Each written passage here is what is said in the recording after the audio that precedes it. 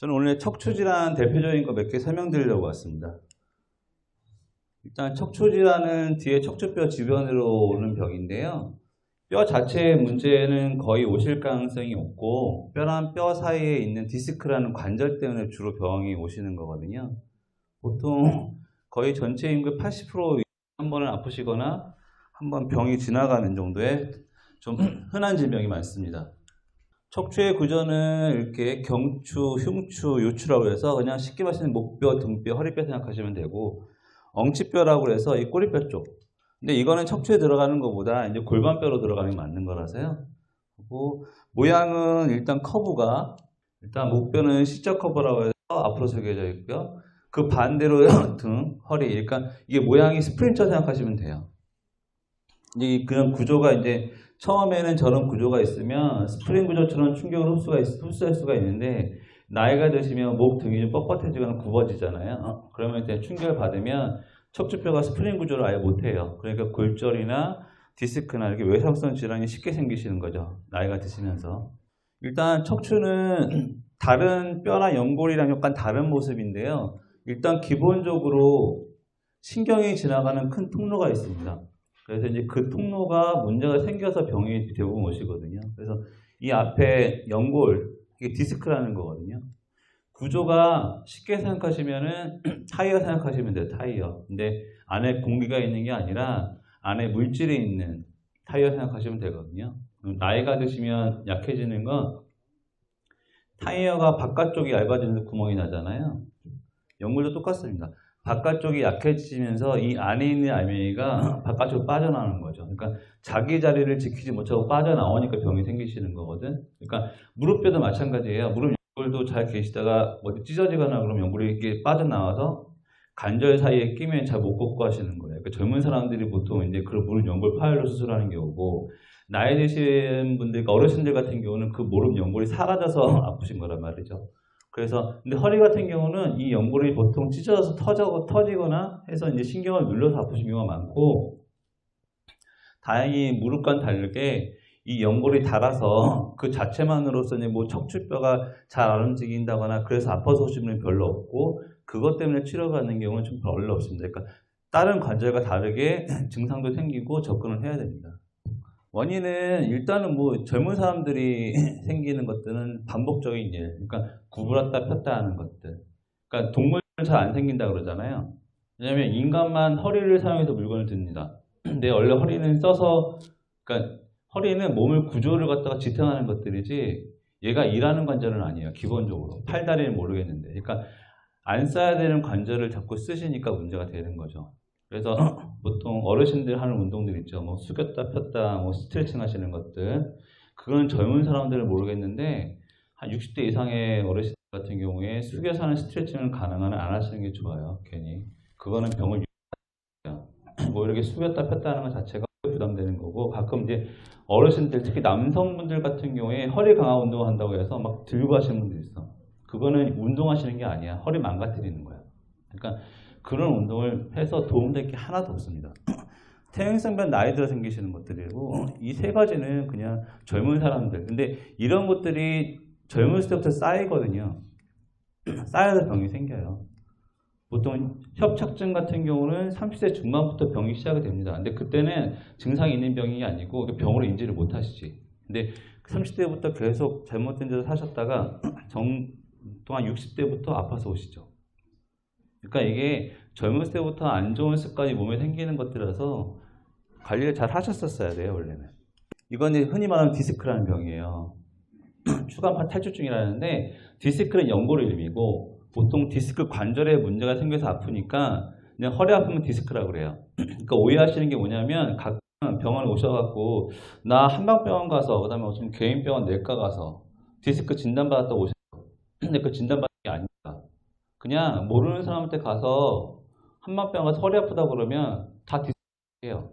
그 사람이 사진 찍고 진단하는 것들이 아니에요. 그냥 아프면 디스크에 문제가 있으니까 디스크를 얘기하는 것 뿐이지 디스크로 진단받으신 건 아니야. 그러니까 단순히 허리 아파서 근육통이 있는데도 불구하고 그냥 개인병원 가면 디스크 때문에 그럴 수 있어요. 그걸 진단으로 오해하시면 안 돼요. 근데 보통 요통은 있을 수 있어요. 요통은. 근데 요통은 보통 근육통도 올 수가 있기 때문에 사실은 이거는 간변 진단할 때 별 중요한 건 아닌데 이거요. 방사통 저림. 이거 뭐냐면 허리에 병이 생기는데 다리나 팔 쪽으로 아픈 거예요. 팔다리에 문제가 없는데 팔다리가 아픈 거예요. 왜냐면 아까 말씀드렸다시피 척추에 신경이 지나가기 때문에. 그러니까 신경이 다치는 병이라서 그게 안 좋은 거거든요. 그러니까 이 두 가지는 증상이 생기시면 검사를 좀 빨리 하셔야 돼요. 중풍이 빨리 가야 되잖아요. 그렇죠? 신경이 만약에 문제가 생기면 너무 오래되면 그 원인이 제거돼도 회복이 잘 안 돼요. 그러니까 요통은 있을 수 있으신데 방사통 저림은 있으시면 오셔야 된다. 그리고 요통 중에서도 허리가 아니라 약간 내려가는 거, 엉덩이 쪽, 목 같은 경우는 목보다는 어깨 쪽 아프시면 아 내가 뭐가 잘못된 것 같다 생각하셔서 검사하시면 돼요.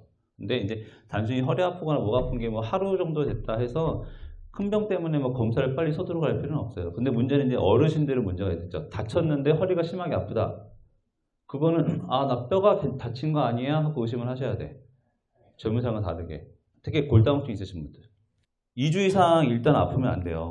2주 이상 허리는 기본적으로. 자기가 아무것도 안 하고 쉬었는데 약간 아픈 것 같은데 일주일 이상 아파요. 그러면 이건 확인해 보셔야 되고 이건 이제 따라다니는데 아무튼 움직일 때 다리나 팔 쪽으로 저리거나 있으면 문제가 생길 수 있고 가끔 이제 만성두통이나 어지럼증이 있으신 분들이 있어요. 근데 이게 기본적으로 뇌혈관 문제일 수도 있는데 목 디스크나 협착증 이런 증상이 생기실 수 있어요. 그래서 두통이 있어서 이것저것 검사했는데 계속 불편해요. 그러면 목도 검사를 해보셔야 돼요. 그 다음에 이전에 말씀 안 드렸는데 이게 허리 통증이 2주 지속된다 말씀드렸잖아. 이걸 왜 검사하냐 말씀드리면 허리 아픈 게 디스크나 협착증처럼 이게 디스크 협착증은 사실 죽고 사는 건 상관이 없잖아요. 그렇죠? 근데 이게 허리 요통이 가끔 어르신들 가끔 혈액암, 다발성 골수종이나 백혈병 환자들 있잖아요. 지금 오늘 아침에 제가 진료본 사람 중에서 허리가 2달 동안 아팠어요. 어르신이 별거 아닌 거 다 돌아다니셨어요. MRI 찍었더니 혈액암 나왔어요. 혈액암은 빨리 진단하면 사는데 늦게 진단하면 죽습니다. 그렇죠? 허리 통증이 4개월 이상 무지근하게 아프고 너무 오래되면 검사해 보시라고. 돈 아끼지 말고. 이게 혈액 검사로 안 나타나요. 혈액암 의외로. MRI 찍어서 보면 뼈 모양이 색깔이 이상해요. 왜냐하면 척추뼈는 다른 거 다르게 피를 만드는 뼈예요. 조혈세포라고 해서 그러니까 혈액을 만드는 거예요. 근데 그 기능이 떨어지는데 문제가 생기면 그 색깔이 변해요. MRI 찍었을 때. 그러니까 혈액암일 때도 허리 통증이 가요. 무지근하게 계속 아파요. 그러니까 이해를 못 하시면 가끔 이게 아플 수 있어 하실 수 있어. 근데 한 달 이상 아프면 검사하고 기다리는 거랑 검사가 아무것도 아니면 상관없잖아요. 그죠? 근데 그걸 참고 기다렸을 때 병 키우시면 진짜 안 된다고요. 경증은 그냥 약간 불편하신 거. 하루 이틀 아프고 약간 불편하신 거 아닌 거 약물 치료하는 거예요. 약 드시고 쉬시면 대부분 좋아져요. 물리치료 하시는데 냉찜질 보통은 아프시고 한 그날 한 2-3시간? 아니면 그날 8시간 정도는 냉찜질 하시는 게 맞고 그 뒤로 불편하신 거는 온찜질. 그러니까 다 이게 온찜질에 들어가요. 초음파, 레이저, 온찜질. 운동요법은 좀 지나서 급성기 하시면 안 되고 좀 지나서. 주사는 뭐 신경주사 이런 것도 있어요. 뼈주사 알고 계신 것들이 있는데 보통 신경 자체, 디스크가 터져서 뭐 신경을 자극하나 할 때는 신경 자체에 치료를 하는 거고 이제 이걸로 해결이 안 되거나 너무 심하신 경우 있어요. 초기에 봤을 때.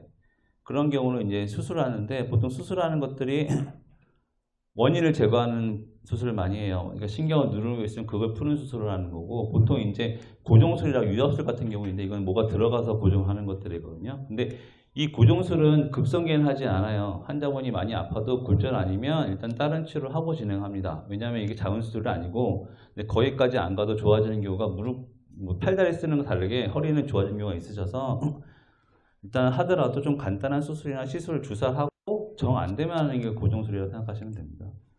협착증은 그냥 신경이 막히는 건데 쉽게 생각하면 수도관이 있어요. 파이프가 신경이 지나가는 통로가 있는데 나이가 드시면서 그 통로가 좁아지는 거거든요. 찌꺼기 생각하시면 돼. 그 찌꺼기가 뭐냐면 굳은살이에요. 많이 쓰니까 두꺼워지는데 굳은살이 뒤로 자라면 괜찮아요. 척추가 안 흔들리니까. 근데 하필이면 신경 앞쪽으로 자라. 그러니까 신경이 막히는 거죠.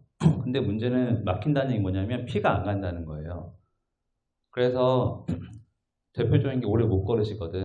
가다시다 걷는데 이게 왜냐면 그러니까 피가 어느 정도 신경이 있는 상태에서는 걸을 수 있는데 그게 피가 못 따라가니까 허혈성 반응이라고 해서 신경이 피가 안 가니까 아픈 거예요. 그래서 몸에서 신호를 줘도 좀 쉬어라 하면 쉬었다가 좀 피가 흐르면 더 움직이고, 그러니까 그런 식으로 하는 게 협착증이에요. 근데 이거는 사실은 아까 굳은살이 말씀드렸잖아.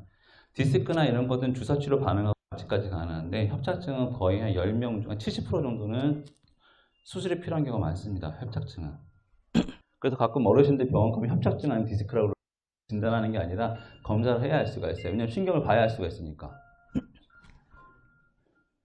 이건 원인은 관절염은 무슨 얘기냐면 많이 써서 두꺼워진 것도 있는데 가끔 류마티스나 그런 병이 있으신 분들이 있어요. 근데 류마티스나 이러신 분들은 관절이 빨리 녹아요.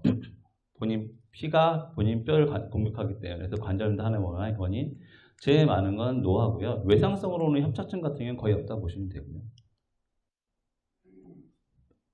아까 말씀드렸다시피 다리가 주로 아파요. 골반이나 허리보다 또 하지 쪽으로 증상이 많이 생기시고 늦게 발견되면 허혈성 반응이라고 했잖아요. 피가 자꾸 안 가다 보면 신경이 결국 망가지거든요. 그래서 보통 많이 아플 때가 신경이 한 30-40% 망가졌을 때 오시거든. 근데 그때 수술하고 60%만 있어도 증상이 없는 경우가 많아요. 죽은 건 못 살려요. 협착증 수술은 뭐냐면 중간에, 그러니까 이게 죽을까 말까 하는 것들이 있거든요. 그러면 그 수술하면 그게 살아나서 회복되면 기능을 하는 거예요. 그래서 너무 오래되신 분들은 수술하고도 저리다 가신 분들이 있어. 왜냐하면 죽은 건 못 살려요. 아직 의학적으로 죽은 신경을 살릴 수가 없어요. 뇌졸중 환자도 마찬가지잖아요. 그렇죠? 뇌졸중이 심하게 오시면 뇌가 망가지죠. 근데 재활한다는 건 뭐냐면 그건 못 살리는데 다른 신경세포가 그 기능을 어느 정도 도와줄 수 있기 때문에 배기 안 되는 거예요. 배기 안 되기 때문에 마찬가지예요. 하지신경의 협착증도 다리신경이 망가졌단 말이에요. 망가졌는데 어느 정도 기능을 하는 것들이 도와주면 살 수 있는데 너무 많이 망가지시면 사실 나머지가 그 100%는 없잖아요. 그래서 그 나머지 증상이 생길 수 있다는 거고요. 그냥 대표적인 거는 아까 말씀드린 가다시다 하셔야 돼. 가다가 구부리면 괜찮고 대표적인 게 그거거든요. 그런데 이게 감별해야 될 게 혈관 질환들이 이렇게 와요. 그러니까 보통 70대나 60대 중반, 그다음에 담배 많이 피시거나 하신 분들 있죠. 그런 분들 감별 진단할 게 뭐냐면 협착증이 있더라도 이게 신경에서 온 건지 혈관에서 온 건지 감별을 해야 돼요. 근데 의사들도 초기에는 증상만고 헷갈려서 잘 안 돼요. 그래서 검사를 해서 감별을 해요. 그래서 만약에 허리 협착증이 아무것도 없잖아요. 그러면 그때 혈관을 봐야 될 수 있어요. 근데 혈관이 아파서 못 걷는 경우는 전체 질환은 10분의 1도 안 되니까 너무 드무니까 혈관을 먼저 검사하는 것보다 허리를 많이 검사하죠. 대표적인 게 허리는 괜찮은데 엉덩이가 주로 아프다고 하세요. 엉덩이, 골반, 걸음에 막 맞힌다고 하시죠. 그런 분들이 있어요. 협착증 초기, MRI 상에서도 뭐 상중하가 있으면 되게 초기에는 약물로 좀 치료하고 증상이 좋아지는 경우도 많습니다. 그래서 보통 초기에는 약물 치료 많이 하고요. 그 다음에 좀 지나면 이제 운동하시는 것들이 있어요. 근데 이제 과신전 운동하려고 그러는데 이거는 보통 젊은 사람들 많이 하고 어르신 같은 경우는 과신전은 좋지는 않고 적당히 왔다 갔다 하는 것들, 그런 운동은 권유드려요. 적당히 운동하시면 괜찮은 거니까. 똑같아요. 디스크랑 거의 치료가 비슷하게 주사치료, 시술, 약물 치료하는 것들인데 여기는 약물 치료로 들어가는 거고요. 절제술이라는 거는 구멍을 넓혀주는 수술. 근데 너무 많이 심하신 분들은 뼈까지 자라는 경우 있는 경우에는 뼈를 잘라야 되니까 그걸 잘라내고 뭘 또 치면 되니까 고정술까지 가는 경우도 있고요. 측만증은 사실 어르신들한테는 별 의미가 없을 수 있어요. 이건 퇴행성 측만증이나 애들 생긴 측만증이 나뉘는데 퇴행성 측만증 같은 경우는 사실은 일단 이런 습관이 만드는 병이거든요. 보통 초중반, 그러니까 애들 중학교, 고등학교 때 자세가 중요하다 얘기하잖아요. 그게 이제 측만증으로 갈 수 있는 요인이 되기 때문에 하는 거라서 이건 바른 자세는 손주분들이나 그런 분들한테 자꾸 주의를 시켜야 돼요. 이게 일단은 척추 자체가 변화가 되면 잘 안 돌아가거든요. 그래서 이제 자는 자세 이렇게 나왔는데 사실은 나왔지만 이건 안 좋습니다. 사실 엎드려 주무시는 건.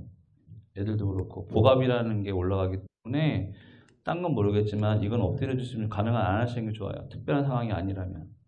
여기 보시면 이렇게 배에 깔고 있는 거 안 좋잖아요. 그죠? 그러니까 정 엎드려야 되는 상황이 있잖아요. 엉덩이나 이쪽에 상처가 생기거나 그런 경우, 꼬리뼈가 다쳤을 경우에는 엎드려 주무실 수 있는데 그때도 배에 놓지는 않아야 돼요. 복압이 올라가면 혈액 공급이 안 되니까 다리는 허리에 상당히 무리가 많이 가요. 앉아있는 것도 마찬가지인데 이게 지금 애들 같은 경우 문제되는 게 자세잖아요. 근데 이 자세 쉽게 생각하시면 가능한 한 고개를 안 숙이면 됩니다. 고개를 숙여서 턱이랑 가슴 사이의 간격이 줄어들면 목에 하중이 올라가니까 디스크가 잘 생겨요. 그래서 이제 그거는 그 손주분이나 뭐 흔히 말하면 주변에서 얘기를 해주시는 게 좋죠. 목 디스크는 허리와 다르게 또 생기는 많이 하거든요.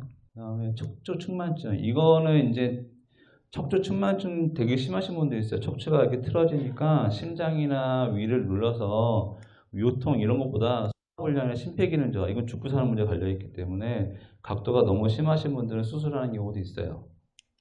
이건 애들 보는 건데 그냥 딱 봤을 때 양쪽 어깨 높이가 다르거나 그런 것들이 있어요. 근데 자세나 통증이 있을 수 있는데 이게 측만증 수술 같은 경우는 뼈를 다 쇠를 박아서 자기 모양을 만들어주는 수술이거든요. 그래서 그런 경우는 사실 60대 이상 어르신들 같은 경우에 증상이 심하지 않으면 권유를 하는 병원이나 의사가 별로 없습니다. 왜냐하면 대부분 잘 사셨던 분들이 수술하고 고생하시는 경우가 엄청 많아요. 모양은 이쁘게 됐는데 생각하시면 보통 측만증이 한 단위로 끝나는 게 아니라 보통 내분절, 그러니까 쇠가 6개 이상 들어간 수술을 하다 보니까 숙여지는 게 안 되고 그다음에 수술도 상당히 커요. 그러니까 고생하는 경우가 많아서 사실 퇴행성 측만증 이런 것들은 어르신들한테 별 의미는 없을 수 있어요. 일단은 혼자 걷거나 움직이시는 분들은 사실 이 측만증 때문에 수술하는 경우 그러니까 적응증이 안 되다 보시면 됩니다. 그러니까 이건 사실 어르신들이 이렇게 중요하게 생각하실 필요는 없어요. 애들이 중요하지. 아까 말씀드린 이거는 애들이에요. 애들 저희 각도를 재거든요. 이런 경우는 이제 보통 수술하는 경우이고 청소년 경우 뭐냐면 저희가 성장판을 같이 봐요. 각도를 보고 성장판이 닫혀 있는 상태에서 각도가 적으면 수술 얘기 안 해요. 그냥 지켜보자고 그러죠. 근데 애들 한창 성장기 5도, 10, 막 15도 되면 매달 엑스레이 찍어보거나 각도를 재요. 그래서 각도를 봤을 때 15도 이상의 보조기를 채워요. 근데 25도 이상 지나면 허리 수술해요. 애들은 더 꺾여 있으면 안 좋으니까. 60도 이상 수술하는 것들. 이건 이제 보통 어르신들 해당이 되는 거죠.